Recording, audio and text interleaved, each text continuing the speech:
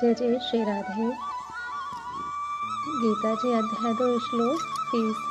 देहि नित्यं वध्यो अहं देहि सर्वस्व भारत तस्मात् सर्वाणि भूतानि न त्वं सोचे तू महर्षि। हे भरतवंशी, शरीर में रहने वाले देही का कभी भी वध नहीं किया जा सकता, अतः तुम्हें किसी भी जीव के लिए शोक करने की आवश्यकता नहीं है।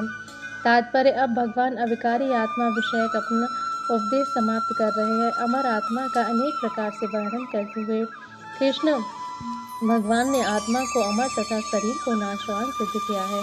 अतः क्षत्रिय होने के नाते अर्जुन को इस तरह से कि युद्ध में उसके पितामह भीष्म तथा गुरु द्रोण मर जाएंगे, अपने कर्तव्य से विमुख नहीं होना चाहिए। कृष्ण को प्रमाण मानकर भौतिक देह से भिन्न आत्मा का पृथक अस्तित्व स्वीकार करना ही होगा।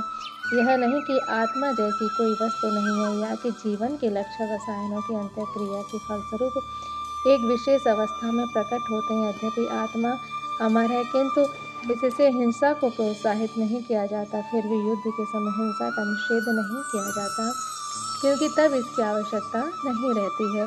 ऐसी आवश्यकता को भगवान की आज्ञा के आधार पर उचित ठहराया जा सकता है, स्वेच्छा से नहीं।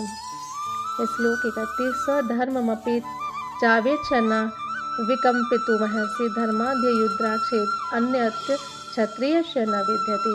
क्षत्रिय होने के नाते अपने विशिष्ट धर्म का विचार करते हुए तुम्हें जानना चाहिए कि धर्म के लिए युद्ध करने से बढ़कर तुम्हारे लिए अन्य कोई कार्य नहीं है, अतः तुम्हें संकोच करने की कोई आवश्यकता नहीं है। तात्पर्य: सामाजिक व्यवस्था के 4 वर्णों में द्वितीय वर्ण उत्तम शासन के लिए है और क्षत्रिय कहलाता है।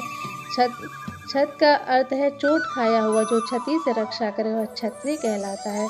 त्रायते रक्षा प्रदान करना: क्षत्रियों को वन में आखेट करने का प्रशिक्षण दिया जाता है। क्षत्रिय जंगल में जाकर शेर को ललकारता और उससे आमने सामने करने की तलवार से अपने लड़ता था। शेर की मृत्यु होने पर उसकी राजसी ढंग से अंत्येष्टि की जाती थी।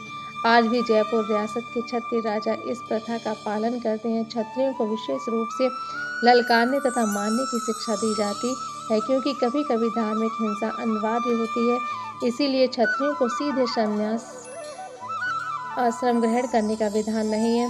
राजनीति में अहिंसा कूटनीतिक चाल हो सकती है, किंतु यह कभी भी कारण या सिद्धांत नहीं रही। धार्मिक संहिताओं में उल्लेख मिलता है: आहावेशु मिथो अन्योन्यं जिंघा संतो महीचितः युद्धमानः परं सवत्या स्वर्ग यान्त परांक मुखा यज्ञेषु पशवो ब्रह्मान् हन्यते सततं द्वेषे संस्कृतः किल मंत्रेवते अपि स्वर्ग वा नो वन।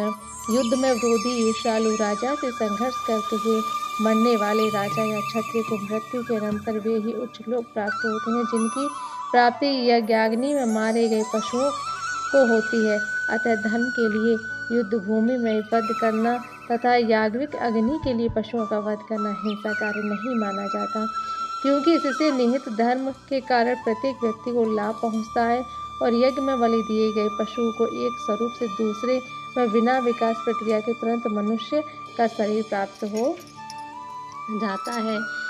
इसी तरह युद्ध भूमि में मारे गए क्षत्रिय यज्ञ संपन्न करने वाले ब्राह्मण को प्राप्त होने वाले स्वर्गलोक को जाते हैं। स्वधर्म 2 प्रकार का होता है। जब तक मनुष्य मुक्त नहीं हो जाता, तब तक मुक्ति प्राप्त करने के लिए धर्म के अनुसार शरीर विशेष के कर्तव्य होते हैं। जब वह मुक्त हो जाता है तो उसका विशेष कर्तव्य स्वधर्म आध्यात्मिक हो जाता है और देहात्म बुद्धि में नहीं रहता। जब तक देहात्म बुद्धि है, तब तक ब्राह्मणों तथा क्षत्रियों के लिए स्वधर्म पालन अनिवार्य होता है। स्वधर्म का विधान भगवान द्वारा होता है, जिसका स्पष्टीकरण 4th अध्याय में किया जाएगा।